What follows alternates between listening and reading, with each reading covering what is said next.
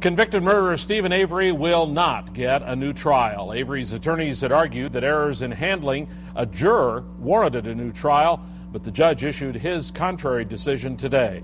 Fox 11's Mark Leland has new details and reaction.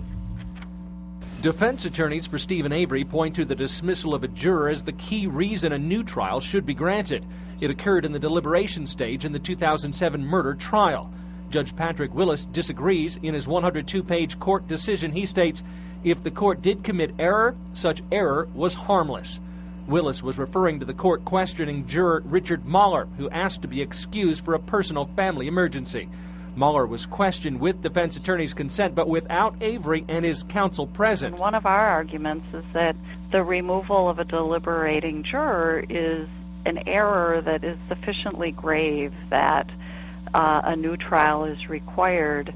Defense attorney Suzanne Hagopian also argued the jury was not allowed to consider anyone other than Avery or his nephew Brendan Dassey for the crime. The judge indicated the defense failed to provide sufficient evidence to do so.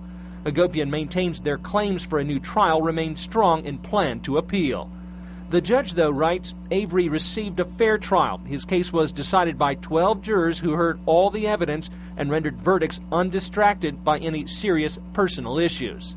The lengthy decision by the judge brings up several previous cases that are the basis for a new trial in this case.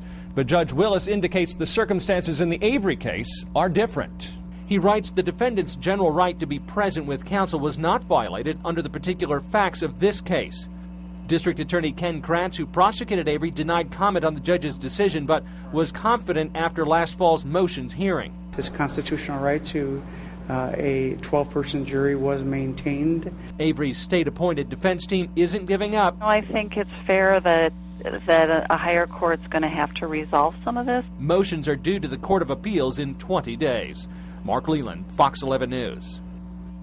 Calls for comments on the judge's decision to the victim's family were not returned. Avery's trial attorney also declined comment. Now, you can read the judge's entire 102-page decision and a breakdown analysis by going to our website and looking under latest news.